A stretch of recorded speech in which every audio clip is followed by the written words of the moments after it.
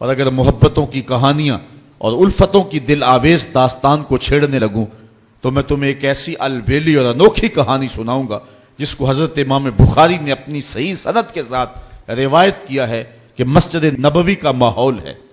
آقا کریم علیہ الصلوۃ والسلام ممبر پہ جلوہ فراز ہوئے، ابھی خطبے کا آغاز ہی ہوا ہے کہ ایک جانب سے سسکیوں کی آواز آنے لگی، کوئی پھوٹ پھوٹ کے رو رہا ہے۔ صحابہ دائیں بائیں دیکھتے ہیں، رونے والا نظر نہیں آتا، اور رونے والا اس درد سے روتا ہے کہ سینوں کے اندر کلیجے پھٹتے دکھائی دیتے ہیں۔ اس کے لہجے میں گداز اتنا ہے اور درد اتنا ہے کہ صحابہ دائیں بائیں دیکھتے ہیں، رونے والا نظر بھی نہیں آتا، لیکن اس کے رونے کی ہچکیاں اور سسکیاں زہرا گداز ہیں، کلیجہ پگھلا دینے والی ہیں۔ اللہ اکبر! بلکہ امام سبودی نے اس واقعہ کو بڑی تفصیل کے ساتھ لکھا ہے کہ مسجد گونجنے لگی اور جو ہے وہ عجیب منظر پیدا ہو گیا۔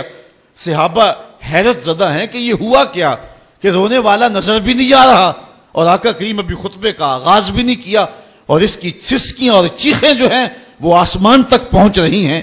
فنزل النبی صلی اللہ علیہ وسلم عن المنبر، حضور ممبر سے نیچے اترے۔ آج پہلا دن تھا کہ حضور کے لیے ممبر بنا تھا، حضور ممبر پہ بیٹھے تھے۔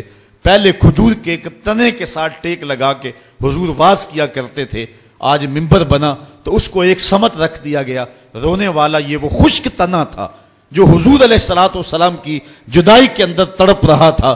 اس تنے ہنانا در ہجر رسول زارمی نالت چوں ارباب عقول، رومی کہتے ہیں کہ اس تنے ہنانا عاقل لوگوں کی طرح سسکیاں لے کے رو رہا ہے۔ آقا کریم علیہ السلام آئے اور اس تنے کو حضور نے اپنی باہوں میں لے لیا۔ جس طرح کوئی بچہ بچھڑا ہوا ماں کی گود میں آ جائے تو اس کی گھگی بن جاتی ہے، اس طرح اس کی گھگی بند گئی اور آقا کریم اس کے اوپر اپنا ہاتھ پھیرتے رہے اور بتدریج اس کی سسکیاں اور اس کا رونا کم ہوتا رہا۔ پھر تھوڑی دیر کے بعد آقا کریم دوبارہ ممبر پہ آئے، صحابہ سے ارشاد فرمایا کہ اے میرے صحابہ، لو لم افعل ہاکذا لہن الی یوم القیامہ، اگر میں ممبر سے اتر کر کے اپنے عاشق زار کو یوں تسلی نہ دیتا یہ قیامت تک روتا رہتا۔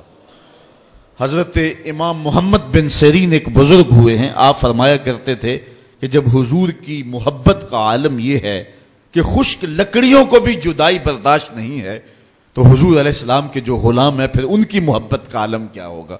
تو یہ انوکھا پیار اور محبت کی یہ ریت اور یہ رسم اہل ایمان کے اندر جاری رہی، اور آقا کریم علیہ الصلوۃ والسلام کا پیار اور حضور علیہ السلام کی محبت ان کا ایک بیش قیمت سرمایہ رہا ہے۔